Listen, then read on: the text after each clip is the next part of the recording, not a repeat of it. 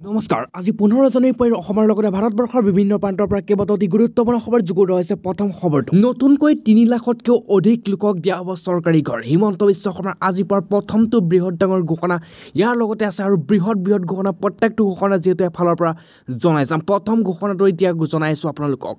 কিয়নো চৰকাৰী ঘৰ নোপোৱা লাখ লাখ লোকৰ বাবে ডাঙৰ খবৰ দিছে ৰাজ্যৰ মুখ্যমন্ত্ৰী এক বৃহৎ ডাঙৰ খবৰ দিছে প্ৰথমটো খবৰত মুখ্যমন্ত্ৰীয়ে নতুনকৈ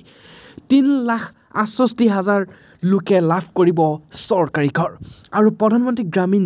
আৱাস যোজনাৰ অধীনত ঘৰ নোপোৱাসকলৰ বাবে এক ডাঙৰ খবৰ দিছে ৰাজ্যৰ মুখ্যমন্ত্ৰীয়ে শীঘ্ৰে সকলো হিতাধিকাৰীয়ে লাভ কৰিব আৱাস যোজনাৰ ঘৰ আৰু তালিকাত নাম থকাৰ পিছতো আপুনি ঘৰ লাভ কৰা নাই নেকি যদি নাই কৰা সকলো যোগ্য দৰিদ্ৰ হিতাধিকাৰীসকলে ঘৰ পোৱাটো নিশ্চিতকৰণ কৰিছে চৰকাৰে ইয়াৰ বাবে কোনো মধ্যভোগীয়ে ঘৰ কৰ্তন অথবা ঘৰলুকি কৰিব নোৱাৰিব PMAY-কে ধৰি গ্ৰামোন্নয়ন সকলো আঁচনিৰ বাবে এতিয়া বাধ্যতামূলক ABPS আৰু ধন লাভৰ বাবে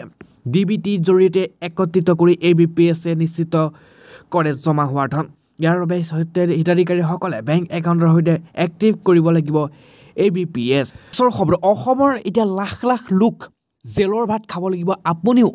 PM কিষাণৰ ধন লৈছিল নেকি যদি ধন লৈছিল আপুনি জেললৈ যোৱাটো এক প্ৰকাৰ নিশ্চিত হৈ পৰিছে কিয়নো এতিয়াৰ পৰা 8,42,439 গৰাকী ভুৱা কৃষকে ঘূৰাই দিয়া নাই ধন আৰু এইসকল যাব লাগিব এতিয়া জেললৈ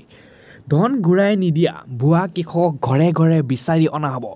এতিয়া ঘৰে ঘৰে যিসকলে PM কিষাণৰ ধন লৈছে তেওঁলোকক ঘৰে ঘৰে গৈ আৰক্ষীয়ে চুচুৰাই বগৰে গ্ৰেপ্তাৰ কৰিব আৰু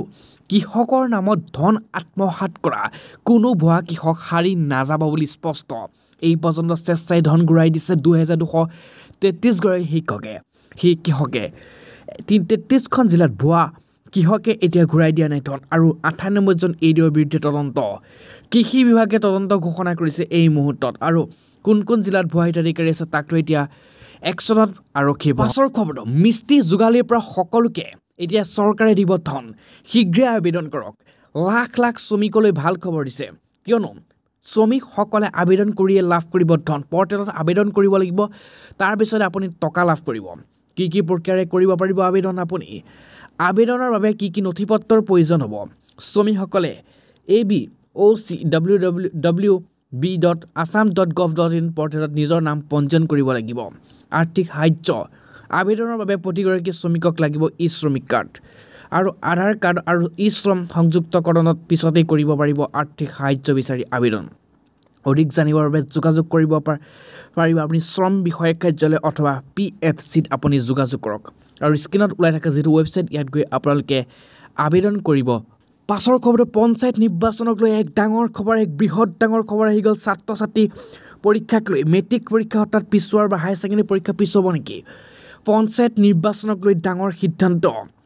ছাত্ৰ ছাত্ৰীৰ ভৱিষ্যতৰ কথা চিন্তা কৰি পিছুৱাই দিয়া হ'ল নিৰ্বাচন মেট্ৰিক আৰু উচ্চতৰ মাধ্যমিকৰ পৰীক্ষাৰ বাবে পিছুৱাই দিয়া হ'ল নিৰ্বাচন 14 ফেব্ৰুৱাৰীৰ পৰা আৰম্ভ হ'ব পৰীক্ষা আৰু পঞ্চায়ত নিৰ্বাচনে শিক্ষাখণ্ড আৰু পৰীক্ষাৰ মাজত ব্যাঘাত জন্মাব আৰু 17 মাৰ্চত অন্ত পৰিব পৰীক্ষাৰ আৰু 17 মাৰ্চৰ পিছতহে পঞ্চায়ত নিৰ্বাচনৰ অনুষ্ঠিত হোৱাৰ সম্ভাৱনা পৰীক্ষাৰ পিছতহে শীঘ্ৰে অনুষ্ঠিত কৰা হ'ব পঞ্চায়ত নিৰ্বাচন আৰু এই কথা স্পষ্ট কৰি দিছে যিহেতু 17 মাৰ্চত পৰীক্ষা 17 মাৰ্চত অন্ত পৰিব আৰু 17 মাৰ্চৰ পিছতহে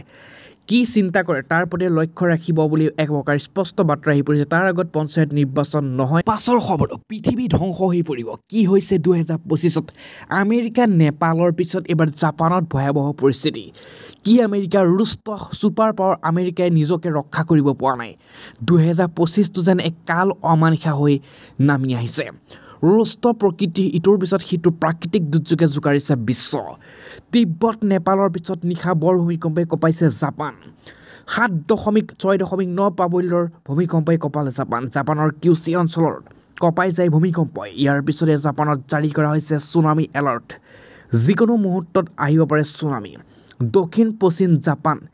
কঁপাই যায় এই বৰ ভূমিকম্পই কিছুদিন পূৰ্বে তিব্বত আৰু নেপালত আহিছিল বৰ ভূমিকম্প কেলিফৰ্ণিয়াত বতৰে অনিয়ন্ত্ৰিত বনজুই নতুন বছৰত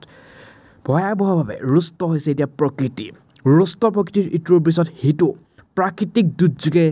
জোকাৰিছে বিশ্ব তিব্বত আৰু নেপালৰ পিছত এতিয়া বৰ ভূমিকম্পই জাপানৰ নিচিনা চহৰ কঁপাই তছনছ কৰি পেলাইছে। পাছৰ খবৰ অপৰাধী দেখা মাত্ৰকে খবৰ দিয়ক এই নম্বৰত। যিকোনো দুৰ্নীতি দেখিলে অভিযোগ দিব পাৰিব। অপৰাধী দেখাৰ মাত্ৰকে খবৰ দিয়ক আপুনি, ডাইৰেক্ট গ্ৰেপ্তাৰ হ'ব। এই মুহূৰ্তৰ ব্ৰেকিং স্ক্ৰীনত নাম্বাৰ আহি গ'ল। এই নম্বৰটো আপুনি এতিয়াই নোট কৰি লওক, লিখি লওক, নহ'বা স্ক্ৰীনশ্বট মাৰি লওক।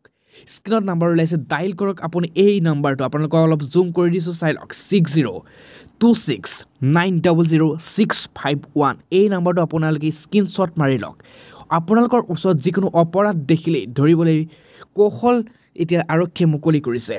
অপৰাধীক ধৰিবলৈ বিশেষ কৌশল উদ্ভাৱন আৰক্ষীৰ। একশ্যন মোডত এতিয়া আৰক্ষী আয়ুক্ত পাৰ্থসাৰথী মহন্ত। অপৰাধ নিৰ্মূল কৰিবলৈ ল'ব এতিয়া কঠোৰ ব্যৱস্থা। চেইন চুৰি, বাইক চুৰি, স্লেজিং আদিৰ বিৰুদ্ধে লোৱা হ'ব কঠোৰ ব্যৱস্থা। ৰাজপথত বাইক ষ্টাণ্ট কৰা, চাইবাৰ অপৰাধৰ কোনো শাৰী নাযাব। ৰাজপথত বাইক ষ্টাণ্ট কৰিলেই সোমাব ৰঙাঘৰত। ৰাজপথত যদি বাইক ষ্টাণ্ট কৰে কোনো শাৰী নাযায়। অধিক ৰূপত এতিয়া শক্তিশালী হ'ব আৰক্ষী প্ৰশাসন। অপৰাধৰ বাবে আৰক্ষীয়ে মুকলি কৰিছে হেল্পলাইন নম্বৰ। স্ক্ৰীনত যিহেতু নম্বৰ ওলাইছে, এই হেল্পলাইন নম্বৰটো আপুনি যিকোনো বিপদত পৰিছে ডাইৰেক্ট আপুনি 6026900651 ফোন কৰক, আপুনি বাচি যাব। কাৰণ এই নম্বৰ ফোন কৰাৰ লগে লগে আৰক্ষী একদম জেগাত মিনিটৰ ভিতৰতে একশ্যন আপোনাৰ